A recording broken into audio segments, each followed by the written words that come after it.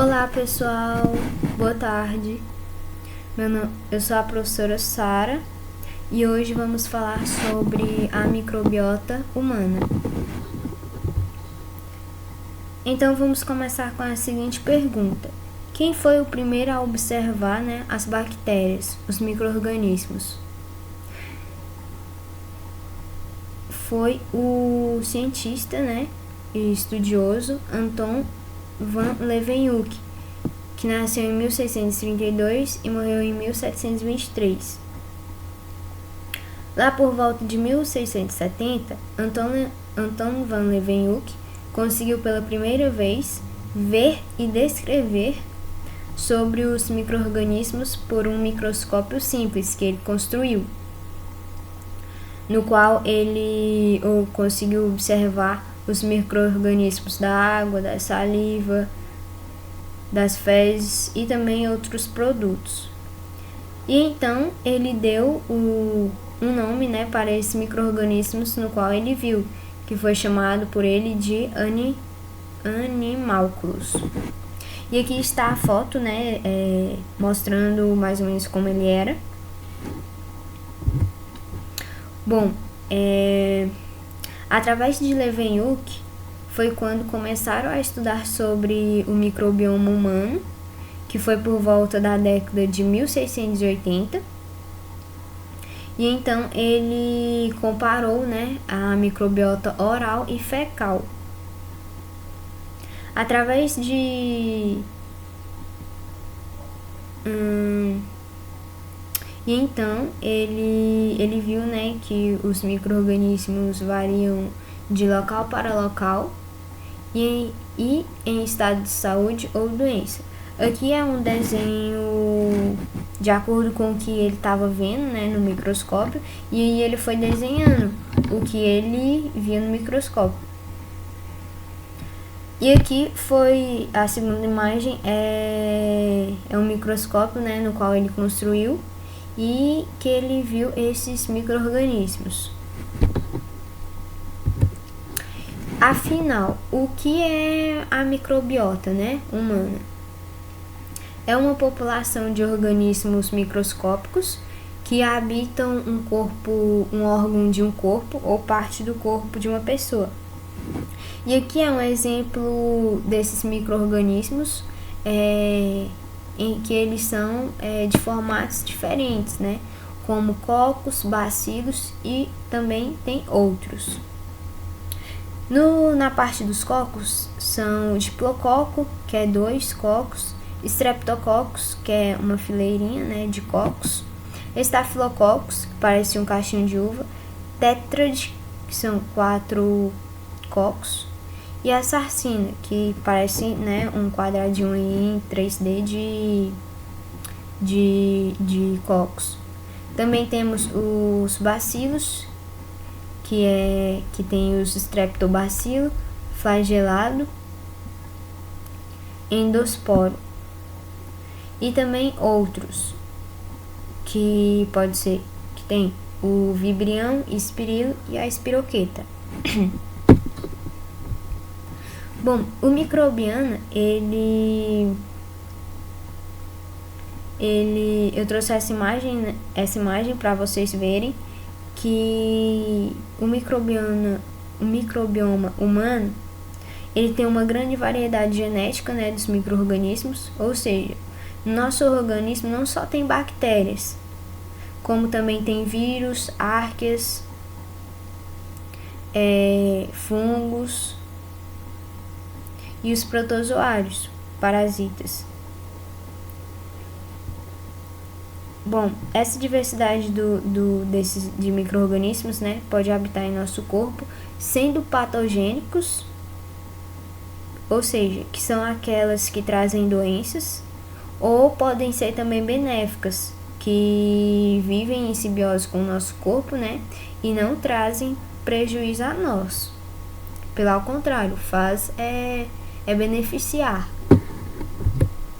Aqui tem outra imagem, só para vocês verem também os formatos assim, das bactérias também, como aquela outra lá, mas assim, em forma mais assim realista.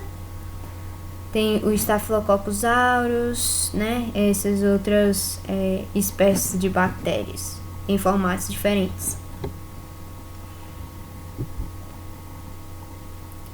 Bom, e afinal, quantas bactérias estão presentes no nosso corpo? O número de bactérias no corpo humano é 10 vezes superior ao número de células humanas. E cada indivíduo apresenta de 10 a 100 trilhões de células microbianas. Mais de 500 espécies de bactérias estão abrigadas no sistema digestório e a sua distribuição, no sistema digestório não é homogênea ao longo da sua extensão. Por exemplo, no estômago e no intestino delgado possuem poucas bactérias, poucas espécies, de bactérias, tanto aderidas ao nosso epitélio, no epitélio do intestino, como também existem livres no lúmen. Já no cólon do intestino contém um complexo, e eficaz ecossistema microbiótico, abrigando grande concentração de bactérias. É o lugar onde vivem mais bactérias.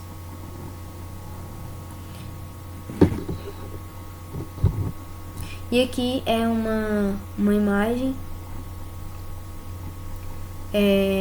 para vocês verem a quantidade de bactérias que tem em cada, mais ou menos assim, em cada parte do nosso corpo. Bom, na boca e no nariz tem mais ou menos 10 bilhões de bactérias. Na pele, que é o maior órgão, tem 1 trilhão de bactérias. No intestino tem mais ou menos 100 trilhões de bactérias. E também tem, nas outras partes do corpo, como na vagina, no pé, na mão. Bom, e quando as bactérias colonizaram o ser humano, A partir do seu nascimento, começa aí a colonização, do lactente, do bebê. Mas existem diversos fatores que interferem nesse processo, como o tipo de parto, a microbiota intestinal da mãe, as condições de higiene também. E é importante lembrar que quando o bebê está dentro da barriga da mãe, ele é totalmente estéril, não tem nenhum tipo de bactéria dentro, ele não tem nenhum tipo de contato com bactéria. E no parto normal, o recém-nascido, adquire a microbiota aí da vagina. E enquanto no parto cesariana, a microbiota do bebê, é adquirido da pele, da pele da mãe. E aqui são 3 bebês, Esse primeiro, ele é nascido pelo parto normal e ele amamenta pelo peito da mãe. Esse segundo também nasceu pelo parto normal, porém ele amamenta artificialmente, por meio de mamadeira, de garrafa. E esse último, ele nasceu por parto cesariano. Dá para vocês verem que em 4 dias as diferenças de bactérias, entre eles são diferentes, a sua diversidade, a quantidade também. 4 meses também tem uma diferença de diversidade, de formato, de colonização e das bactérias são diferentes. E 12 meses também.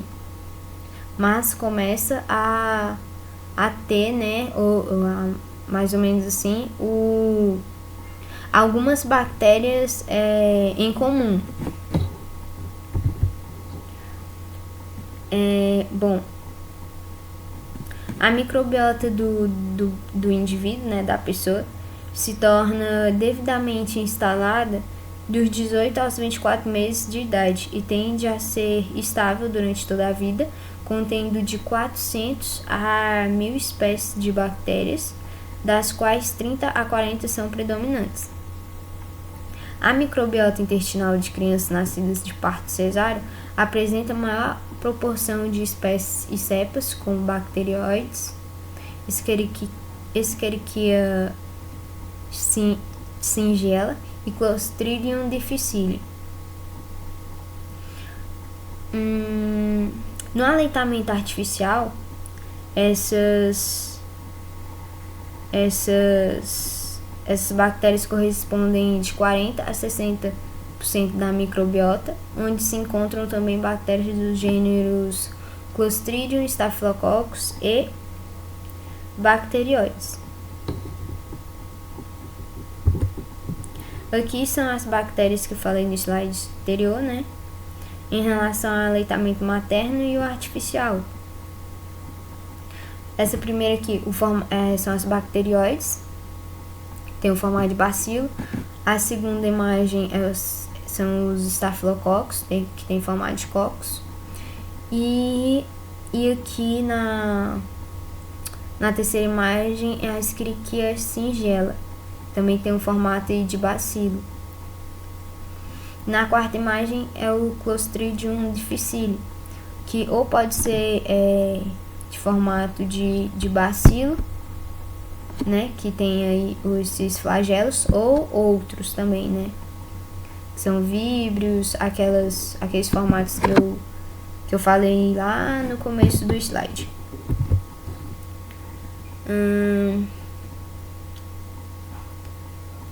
O microbioma ele encontra-se em relação simbiótica com o hospedeiro, né, com a pessoa, com o ser humano, e ele desempenha inúmeras funções, tais como endócrinas, sinalização neurológica, maturação do sistema imunológico, inibição de patógenos, e também é capaz de fazer a síntese de vitaminas, né? Vitamina K, vitamina B12 e vitamina folato. Bom, essa imagem é para vocês verem a diversidade, né, do microbioma e a sua variação de acordo com a região, né, do corpo.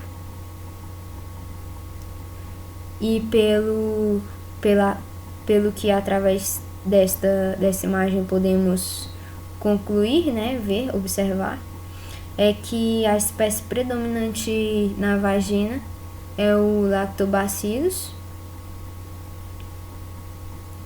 e que os filos bacteroides e Firmicutes são os mais representantes no intestino, né?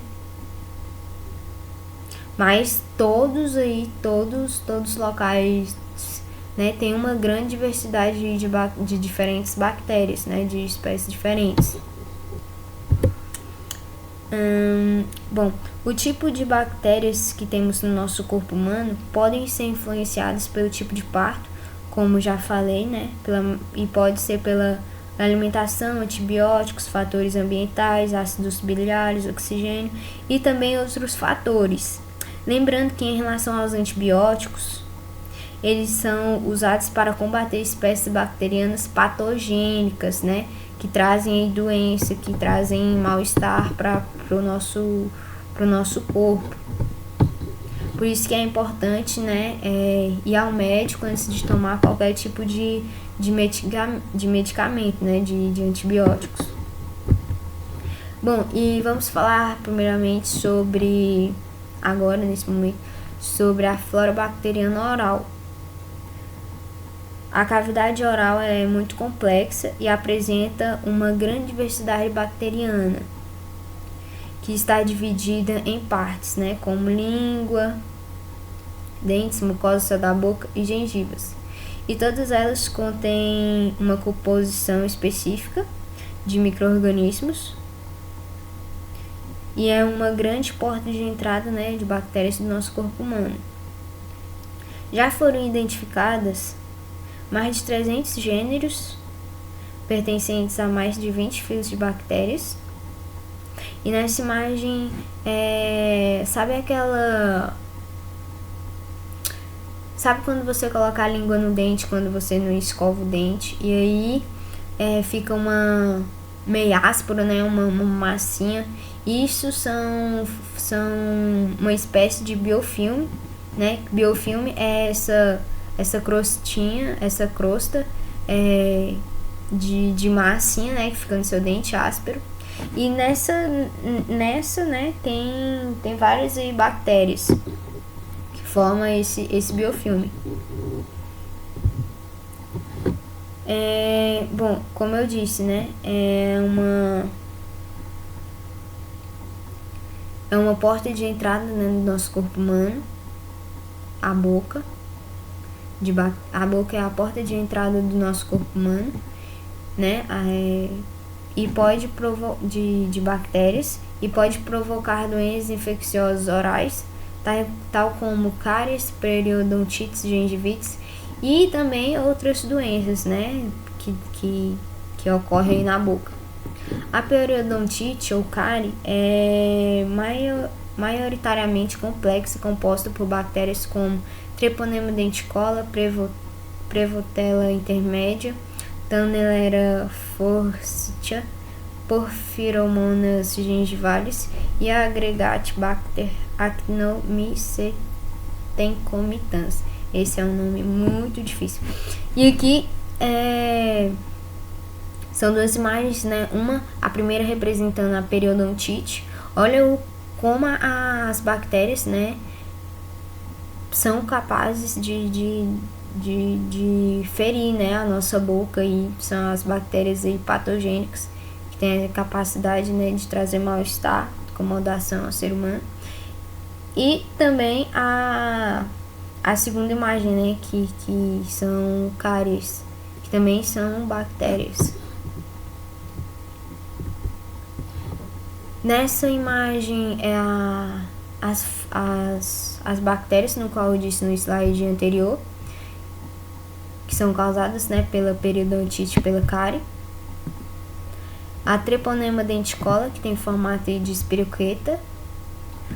Prevotella intermédia, que tem um formato mais ou menos de bacilo, né, pequeno bacilo, ou coco, mas acho que é bacilo mesmo. Tem a Aggregatibacter actinomycetencomitans, que tem um formato diferente, né?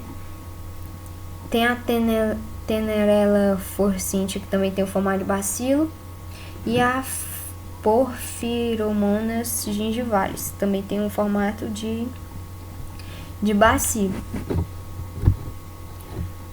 Bom, a superfície dos dentes podem haver formação de biofilmes, né, no qual eu disse. E a formação desse biofilme consta em 3 etapas, que é a fixação, a colonização e o desenvolvimento. E algumas bactérias, como Streptococcus mutans, pertencem ao grupo Viridans. Ao fermentar os açúcares e ao fermentarem os açúcares, produzem ácidos que podem corroer o esmalte dentário, né? E aí dá a cárie, a formação da cárie. E por isso que quando se não efetua regularmente, né, a higiene bucal, né, a escovação aí diariamente, pode haver uma acumulação, né, de biofilmes, né, de bactérias, levando à formação de cáries dentárias, né, dentárias, que é aquela imagem anterior, né, que fica uma manchinha preta aí no dente, horrível, né, e fora que pode dar mau hálito, né, e outras pode perder o dente também se essa tiver uma proliferação maior de bactérias. Bom, já na flora bacteriana da pele, a pele é o maior órgão humano, do maior órgão do corpo humano, com a principal função de barreira protetora contra a colonização de micro-organismos. E as principais espécies bacterianas presentes na pele é o Staphylococcus epidermides e constitui quase 100% da comunidade bacteriana. E aqui tá a imagem, né, que é Diplococos. Tem 2 cocos aí, o formato da bactéria. E através de uma análise genômica foi permitido visualizar que os Staphylococcus e o Corynebacterium são micro-organismos, né, predominantes em áreas úmidas, ou seja, no umbigo, nas axilas, na virilha, na zona posterior do joelho, na zona interna do cotovelo. E, por outro lado, os Staphylococcus aureus está presente em cerca de 15 a 25% dos indivíduos e predomina também em regiões úmidas. E aqui, né, tá 2 fotos, 2 imagens sobre mostrando, né, como essas bactérias são Staphylococcus e a Corynebacterium, uma com formato de cocos e a outra com formato de bacilos. A diversidade é menor de bactérias em áreas sebáceas, que é no rosto, no tórax e também nas costas, que deriva aí as espinhas, certo? A Propionibacterium são micro-organismos dominantes nessas áreas sebáceas, e as regiões que apresentam maior diversidade de Actinobactéria, Proteobactéria, Firmicutes e Bacteroidetes são as áreas secas, que é o antebraço, as nádegas e algumas partes da mão, mas também não é qualquer pessoa, né? Tem muita pessoa que sua a mão e tem outras que já tem a mão totalmente seca. E aí embaixo tá algumas imagens, né, sobre dessas bactérias, Actinobactéria, Proteobactéria e as Bacteroidetes e os seus formatos. Aqui é uma imagem da pele, né, da superfície ali, dá para vocês verem que tem bastante bactéria, e também na parte interna, né, que tem também algumas bactérias, mas claro, não é assim em quantidade maior. E aqui é outra imagem, como eu já mostrei em uma imagem anterior, né, sobre as espécies de bactérias, né, que tem a diversidade de bactérias que tem em cada parte, em cada região aí do corpo humano. Já na flora bacteriana vaginal, essa parte é uma parte que apresenta a vagina, né, é uma parte que apresenta uma grande diversidade microbiana, que sofre alteração devido à idade e também fatores hormonais. Essas alterações verificam-se na puberdade, no período fértil, na gravidez e no pós-parto e na menopausa. E antes da puberdade, a vagina é constituída de Streptococcus, Staphylococcus, Escherichia coli e bacilos difterioides. E quando a pessoa atinge a puberdade, né, verifica-se o início da produção de estrogênios, o que faz com que os lactobacilos, né, seja a espécie predominante, ou seja, na vagina tem uma grande espécie, né, grande bactéria, que é chamada de lactobacilos. E na menopausa, a microbiota vaginal passa a ser colonizada maioritariamente por enterobactérias. E aqui, né, tá a flora normal da vagina, é composta por 90% de lactobacilos e 9% de bifidobacterium. E também tem 1% que são bactérias patogênicas, né? Que daí a formação de candidíase, mau cheiro, enfim, corrimento, essas doenças relacionadas à vagina. E é isso, espero que gostem da minha aula, muito obrigado, até mais.